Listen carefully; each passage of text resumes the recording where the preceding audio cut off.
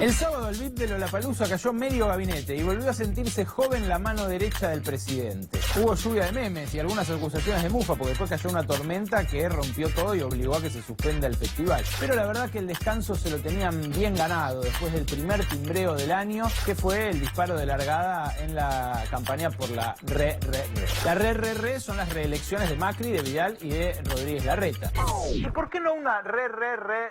Digo, para no dejar afuera al fan de The Killers que gobierna el día a día de la Argentina. Lo que no sé si le garpa tanto a Marcos Peña es ese tono superado que metió en el Congreso. Le faltó solamente decir armen un partido y ganen las elecciones o la tienen adentro. ¿No me crees?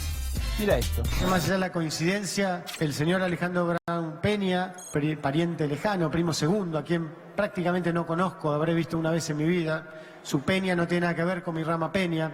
En Peña hay apellidos por todos lados. La sola implicancia de plantear que cualquier persona con el apellido Brown está implicado en conflicto de intereses, creo que es algo que no se sostiene ni en la realidad. Le preguntaron a Marcos por el escándalo de las LEDs, que su primo Alejandro Brown Peña importa de China y les vende a municipios. Resulta que al primo se le ocurrió la genial idea de comprar una importadora de LEDs un par de semanas antes de que el Ministerio de Energía lanzara un plan para subsidiar el recambio de luminarias a LEDs. Primero, Peña dijo que es un primo lejano. Después que los primos de él también pueden hacer negocios. Y al final que en realidad su primo ganó licitaciones para todos los contratos. Lo importante de la licitación es que fue transparente. Ojo muchachos, que ahora les puede parecer que se quedan 15 años más porque tienen a la oposición rota, a la justicia de su lado y al sindicalismo disciplinado. Pero esto de que tener empresas offshore se tome como algo súper normal o de que designar una militante en la oficina anticorrupción para que lo investigue el propio gobierno está bien, no dura para siempre. Lo que más ayuda a que el oficialismo se sienta así de confiado es la oposición. Un ejemplo cabal de esto es el peronismo y el lema que acaba de estrenar contra los gorilas. ¡Ay 2019! ¿Hay 2019? ¿Hay 2019? ¿En serio de tan abajo arrancan de festejar que el año que viene exista? ¡Qué amenaza, la pucha el peronismo, eh! Con el Alberto en su aldea rebelde del peronismo galáctico se juntó todo el PJ con el mismísimo Hugo Moyano. No asomaron la cabeza ni Massa, ni Randazzo, ni Cristina. ¿Volverán? El que parece que no se va nunca más es Vladimir Putin, que esta semana fue reelecto en Rusia con el 76%. No se lo impidió su homofobia ni haber anexado un pedazo de Ucrania como si fuera Alejandro Magno. Arrasó en las elecciones en plena crisis con el Reino Unido por un espía envenenado y todavía no se disiparon las sospechas de que torció las elecciones en Estados Unidos a favor de Trump. ¿Fraude en la democracia modelo de todo el mundo? Pero por favor. En fin, Putin y Trump se van a encontrar acá, en Buenos Aires, antes del fin de año para la cumbre del G20. Ayer y hoy hubo un ensayo general con los ministros de Economía y la jefa del Fondo Monetario, que está asombrada por lo que está haciendo el gobierno argentino. Por distintas razones somos varios los asombrados. Sturzenegger está chocho, aunque en los últimos 10 días se fumó 1.100 millones de dólares para intentar frenar la corrida al dólar. Duhovne también, aunque la inflación no baja del 25% según el INDEC y ya sumó 10% en 2 meses en el tramo mayorista. A esta altura, la verdad, lo único que les pedimos es que no le pidan ni a Putin ni a Trump que le presten sus armas para combatir los aumentos de precios. Siempre puede fallar un traductor, que se entienda mal lo de las armas y acabó.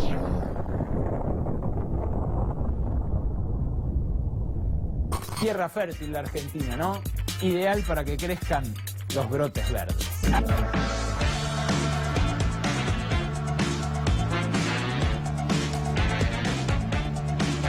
Bienvenidos y buenas noches. Hoy te vamos a contar por qué un proyecto de ley del que casi nadie habla, pero que puede obtener media sanción en el Senado mañana y convertirse en ley la semana que viene en diputados, te puede afectar a vos, en tu bolsillo. La vía libre a la economía casino es lo que encierra la ley de financiamiento productivo, como la llamaron ahora en la bancada oficialista, luego de haberla bautizado inicialmente como nueva ley de mercado de capitales. Una realidad de la cual se habló en la cumbre del G20 que hoy cierra en Buenos Aires y donde hubo advertencias y recuerdos, vaya si los hay, y muy traumáticos, de lo que pasó hace apenas 10 años cuando estalló la crisis financiera internacional. Pero la verdad tenemos un programón, prácticamente no nos entra lo que tenemos preparado para ustedes de haber trabajado esta semana y quiero arrancar arrancar por Noelia Barral Grijera, que esta noche trae una bomba periodística. Buenas noches, Noé. Buenas noches, Ale. Efectivamente, vamos a hablar de un nuevo conflicto de intereses que tiene como protagonista principal otra vez al ministro de Finanzas, a Luis Toto Caputo, que iba a ir mañana justamente a dar explicaciones ante el Congreso, pero pasó la cita para la semana que viene. Tiene mucho que explicar el ministro de Finanzas. Podría pasar años si tuviera que prepararse para las respuestas que tiene que dar, pero hoy, en todo caso, le vamos a dar un poquito más de trabajo a Alejandro Rosichner, que lo está coacheando en secreto en la Casa Rosada, porque hay algo más que tiene que explicar Toto Caputo y ustedes se lo van a enterar en apenas minutos aquí en la pantalla de C5N. Y el hombre de la semana, el hombre más consultado del día, es nuestro especialista en redes sociales, que además no es un especialista que mira las tendencias de moda o los tweets más retuiteados. Lo que hace Gallup es atisbar, es bucear en ese intersticio entre las redes y la política. Eso que ocupa hoy la tapa de todos los diarios del mundo, por el escándalo de Facebook y la ayudita que le dio a Donald Trump una consultora que robó ni más ni menos que 50 millones de perfiles de Facebook. ¿Es así, Luciano? Buenas noches. Hola, Ale, ¿cómo estás? Sí, Facebook, campaña sucia, fake news, Donald Trump, tenemos todo eso explicado al detalle y con unos videitos que están muy bien. ¿Cómo puede haber pasado, no? Es lo que mucha gente se pregunta. ¿Cómo puede haber pasado que empezamos a regalar nuestros datos, nuestra información, la foto de nuestros hijos, dónde vivimos, lo que hacemos, nuestros gustos y hasta lo que pensamos en algunos casos y no nos dimos cuenta, Galú? Y lo que pasa es que muchas veces autorizamos algunas aplicaciones porque nos llaman la atención del tipo qué tan parecido a un caniche sos, le das OK y ahí empiezan a chuparte información y a partir de ahí se arman bases de datos. Lo vamos a ver con bastante detalle ahora en un ratito. Somos monitos prácticamente más o menos para estas megacorporaciones. El tema que les prometimos en profundidad, la economía casino y un video que van a ver ahora, donde Selena Gómez, la cantante pop, y Richard Thaler, el último premio Nobel de Economía, explican qué es un derivado financiero. Este es un fragmento de la película The Big Short, la gran apuesta, y prefigurará en parte el futuro de la timba en Argentina. Compartámoslo. So here's how a synthetic CDO works. Let's say I bet 10 million on a blackjack hand. 10 million because this hand is meant to represent a single mortgage bond. Okay, Selena has a pretty good hand here, showing 18, dealer showing 7. That's a really good hand for Selena. Good odds. In fact, her chances of winning this hand are 87%. So, my odds are good. I'm on a winning streak. Everybody in this place wants to get in on the action. How could I lose, right? Now, this is a classic error. In basketball, it's called the hot hand fallacy. A player makes a bunch of shots in a row. People are sure they're going to make the next one. People think whatever's happening now is going to continue to happen into the future. During the real estate boom, markets were going up, and people thought they would never go down. So people who are watching and think that I won't lose will make a side bet. Now, this is the first synthetic CDO. I love Selena Gomez. Bet you 50 million she wins, and I'll give you 3-to-1 odds. 3-to-1 odds? Okay, I'll take that bet. Now, somebody else is going to want to make a bet on the outcome of their bet. 50 million she wins. That will lead to synthetic CDO number 2. Hey, I bet you 200 million that lady in the glasses wins that bet. She probably will win, so I want a great payoff. How about 20-to-1? Deal. And this will go on with more and more synthetic CDOs. And we can transform an original $10 million investment into billions of dollars. You okay? No. I actually feel pretty sick.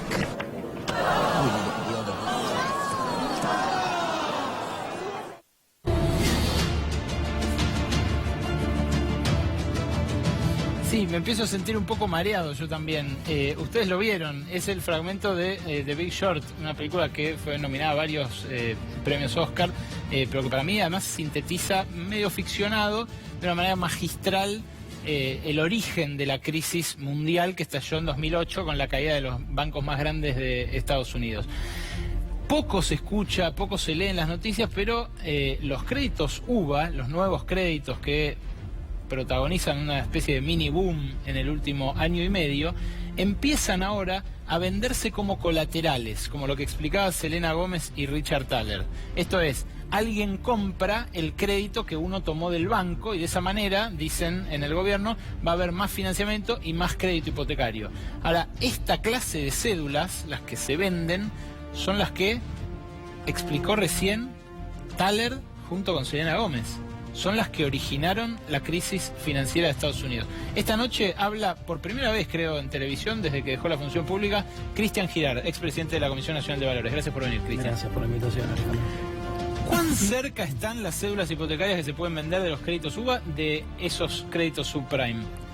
Mira, vos decías que te estabas sintiendo mal, les decían hipotecas tóxicas, activos tóxicos a la subprime.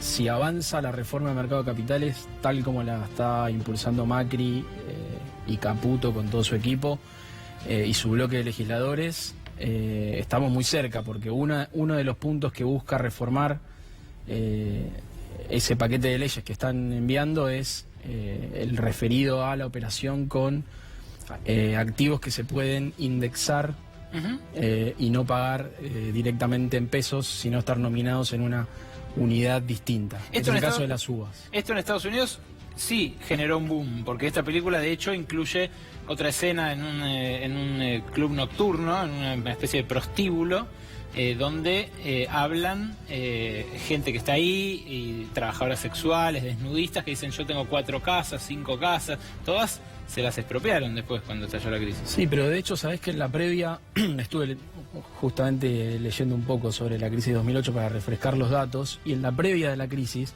no crecen tanto los créditos hipotecarios como la securitización, como los derivados que se arman sobre esas apuestas. Es decir, no es tanto lo que apuestan, no son tantas Selenas Gómez, sino son tantas las apuestas que hay atrás. Y eso no genera crédito nuevo. Eso no genera crédito nuevo. Solo entre apostadores. Exactamente, y permite que los bancos mantengan en cartera esos activos sin que pierdan valores y que no caiga en el precio de los inmuebles. Entonces se mantiene la burbuja, los precios de las propiedades altos, los balances de los bancos bien calificados, la gente endeudada, cada vez más endeudada, pero siempre pudiendo cubrir esa nueva deuda con otra nueva hipoteca y otro nuevo colateral. Es claro que el crédito para la vivienda es una de las grandes asignaturas pendientes que dejó el kirchnerismo. No hubo, más que los Procrear, que sí fueron bastante masivos, un crédito que permitiera salir de la inquilinización a la gente. Sin dudas. ¿Esto puede ayudar? Mira, yo creo que sin dudas que fue un déficit el acceso a la vivienda de la clase media, pero que fue fuertemente atacado con el plan Procrear, vos lo mencionaste,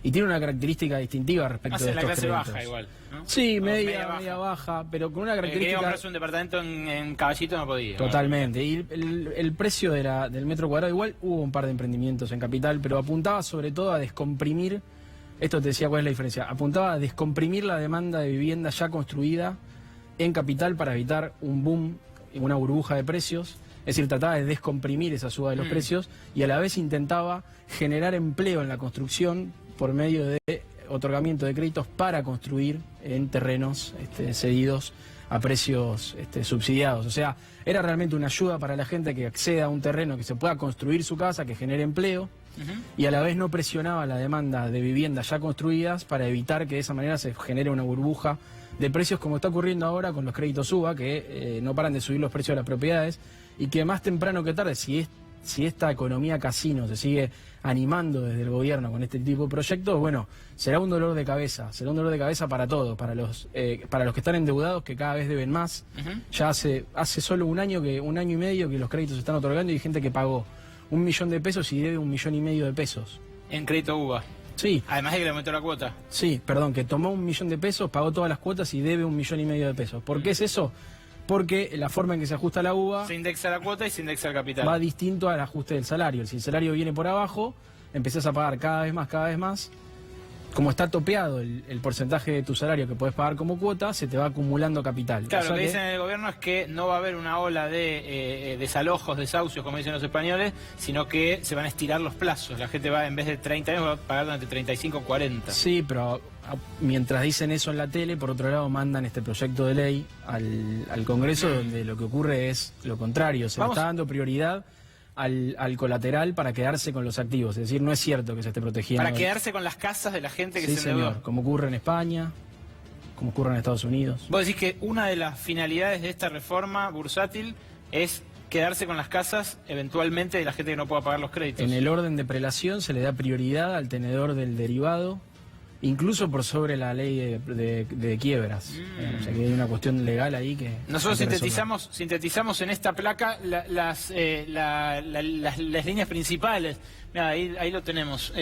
Cómo impacta lo más popular o lo que más por ahí toca el bolsillo, la reforma del mercado bursátil sobre la gente. Ahora, no tenía en cuenta esto de las expropiaciones que ahora me estás agregando. Limita el control estatal a empresas que emiten acciones. Esto puede perjudicar al que compra una acción, al pequeño ahorrista que compra una acción, y que si el controlante toma una decisión que lo perjudica, el Estado no puede sancionar a la empresa. Sí, por ejemplo, una maniobra de licuación de participación de un accionista minoritario. Es decir, ¿cómo sería? Y yo hago una emisión de acciones a un precio que perjudica al accionista minoritario. Sí. Lo hizo Nicolás Caputo. Bueno, fue un par de relativamente poco. Ahí la Comisión Nacional de Valores tiene competencias para intervenir y tutelar el derecho de los accionistas minoritarios para que ese tipo de maniobras no nos perjudiquen. Bueno, con esta ley lo que se está haciendo, en definitiva, que es lo que vos decís, es despotenciar, desempoderar al regulador y empoderar al sector privado, que es en alguna medida volver al mundo pre-2008. Y no es sorprendente porque el mundo pre-2008 es el mundo de la derogación de la ley que estuvo vigente en Estados Unidos hasta fines de los 90, que regulaba la actividad bancaria y financiera después de la crisis del 30, y que tras su derogación permitió a los bancos hacer al mismo tiempo actividades comerciales y actividades de banca de inversión, lo cual dio lugar a la aparición de los grandes bancos, JP Morgan Chase, Bank of America, y todos los grandes que hoy están dominando y gobernando, que casualmente el ministro que viene de la Champions League, como dijo el jefe de gabinete, viene de JP Morgan Chase, que es un banco hijo de esa regulación y que hoy en esta reforma del mercado de capitales nos propone volver a un mundo previo a la crisis de 2008. ¿No hay ningún beneficio que pueda tener la gente de que se agrande el mercado bursátil? O sea, que haya más financiamiento para las empresas. ¿Hace falta en algún punto, aunque vos no estés de acuerdo, esta reforma bursátil? Yo creo que no hace falta. Digamos, yo tuve mi paso como presidente de la Comisión Nacional de Valores y considero el mercado de capitales como un instrumento, una herramienta súper potente para impulsar un proceso de desarrollo. Es decir, se puede canalizar ahorro hacia inversiones productivas. Es fundamental que el mercado de capitales se desarrolle, que crezca la operatoria, pero tiene que estar orientado y tutelado hacia el financiamiento productivo. Si vos lo que tenés, digamos, el problema no es del mercado de capitales, sino del entorno que le genera la política económica. Sí, los apostadores de atrás de Selena Gómez no me cambian nada. Y claro, pero si vos tenés un Estado que anima que aparezcan esos inversores, esos apostadores, y bueno, vas a tener una economía que está funcionando con una especulación que se va divorciando del andar de la economía real. Y eso, más temprano que tarde, termina generando problemas por el canal financiero, primero, pero la economía real después, como pasa en Estados Unidos, que después de 2008 todavía no logra recuperarse de la crisis. Los otros dos aspectos que destacamos en la placa son la apertura, por un lado, a los capitales extranjeros, y por el otro, la disparada de los colaterales, esto que explicábamos al principio.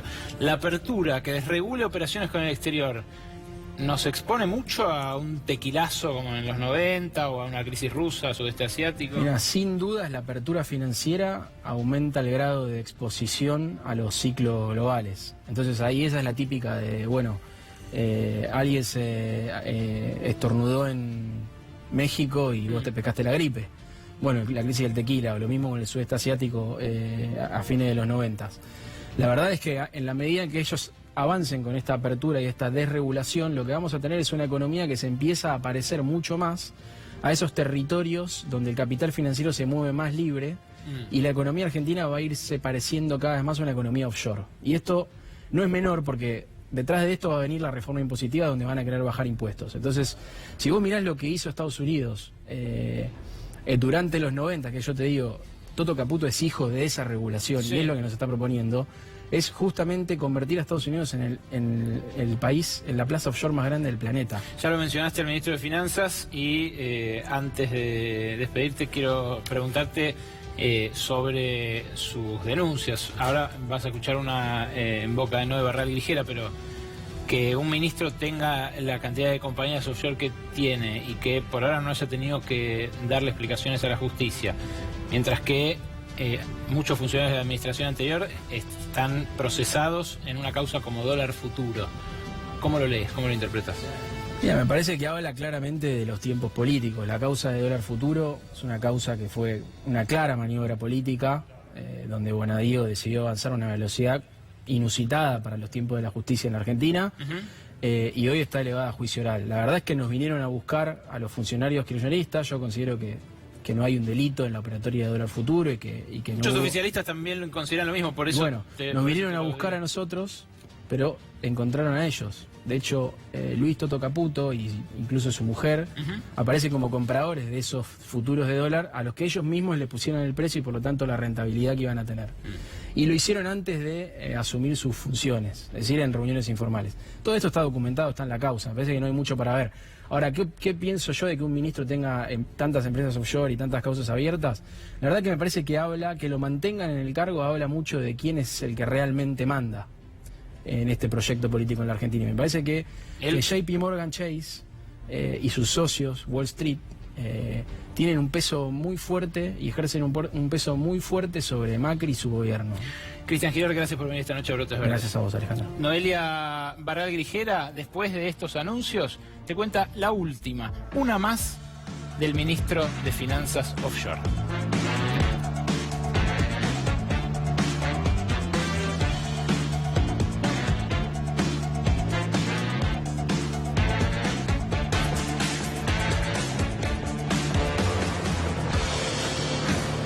Grupo Adrián Mercado presenta Expo Capipe Gas y Petróleo 2018, la exposición industrial más importante de la región patagónica, integrando la cadena de valor tecnológico del sector hidrocarburos. Del 11 al 13 de abril en el Espacio Duam, Neuquén. Invita Grupo Adrián Mercado.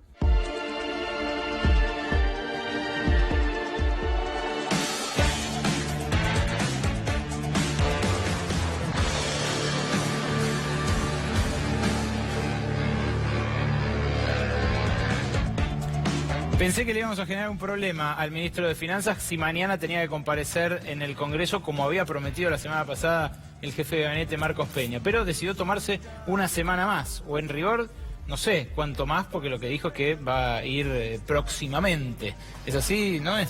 Así es, Fernando Andrés dijo hoy, ¿no? El secretario general de la Presidencia va a reagendar la visita al Congreso, va a ir próximamente. Se esperaba que responda sobre el proceso de endeudamiento de la Argentina y también sobre las vinculaciones con firmas offshore que están saliendo a la luz en investigaciones periodísticas. Cuando dice están saliendo, Noé usa el gerundio correctamente, porque en este momento, mientras brotan nuestros brotes verdes, ella te va a contar la última, una más del ministro de Finanzas. Bueno, tenemos que hablar, Ale, nuevamente del fondo Axis, este fondo de inversiones que fue creado por el actual ministro de Finanzas, Luis Caputo, en 2012 en la Argentina. El fondo Axis quedó en el centro de una causa judicial cuando apenas asumido el gobierno de Mauricio Macri, la ANSES, a través del FGS, del Fondo de Garantía de Sustentabilidad, salió a comprarle VAX al mercado, pero por primera vez utilizó un intermediario, y ese intermediario terminó siendo Axis, que según información oficial de la propia ANSES terminó cobrando 540.000 pesos en comisiones que no era necesario que sean pagadas al fondo Axis, porque la ANSES podría haber comprado las LEVAX sin tener ningún intermediario. Bueno, por eso hay una causa judicial que llega al ministro Caputo, porque justamente Axis fue creado y administrado por él. ¿Qué pasa ahora ahora, ¿qué es lo que surge ahora a partir de nueva información? Bueno, el fondo Axis, en esta placa que te vamos a mostrar ahora, informó a la Comisión Nacional de Valores, a la CNV, que al cierre de su ejercicio en 2017 había comprado el bono a 100 años. Un bono a 100 años por el cual también está siendo investigado el ministro Caputo. Ahí lo vemos, ahí vemos el detalle de esto. Esta es la rendición de cuentas que hace como Fondo Común de Inversión a la Comisión Nacional de Valores, Axis.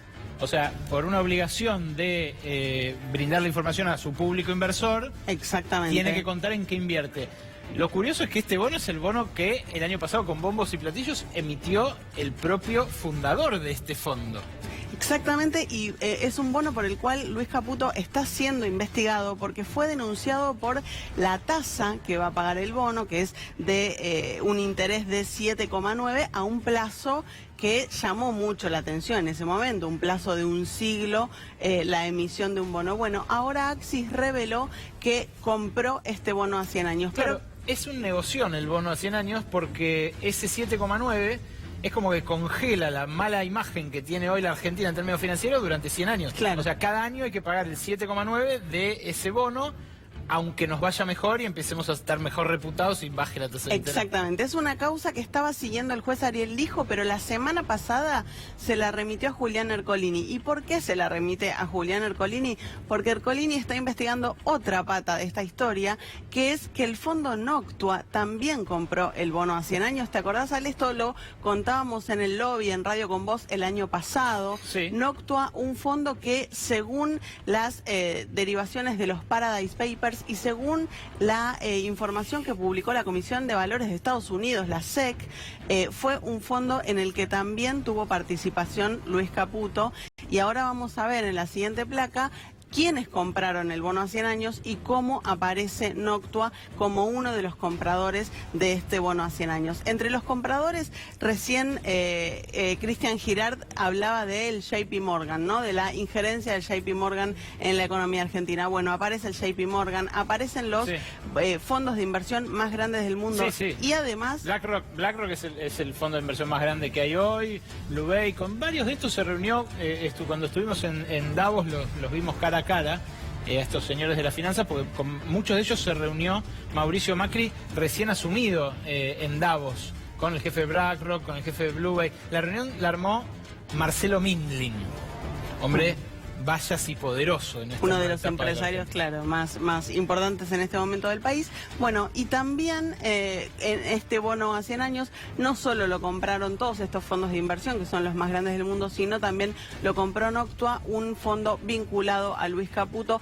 Él desmiente que haya tenido acciones, más del 70% de las acciones de Noctua, pero los documentos de la Comisión de Valores de Estados Unidos dicen otra cosa. Sobre esto y sobre otras cuestiones vinculadas al proceso de deuda, le querían preguntar los diputados y senadores que lo esperaban mañana en el Congreso, porque ¿quién había prometido que iba a estar Luis Caputo en el Congreso? Bueno, Marcos Peña, la semana pasada cuando estuvo en diputados, si querés lo escuchamos, por favor, cómo le prometía a los aliados peronistas del gobierno que iba a ir Luis Caputo a dar explicaciones al Congreso.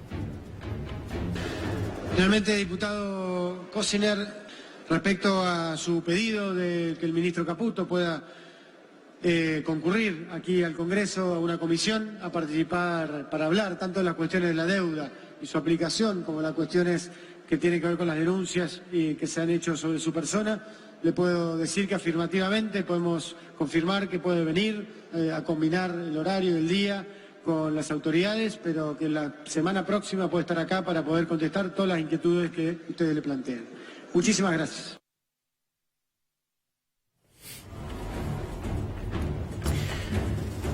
Lapidario, ¿no? Lapidario. Ustedes lo vieron.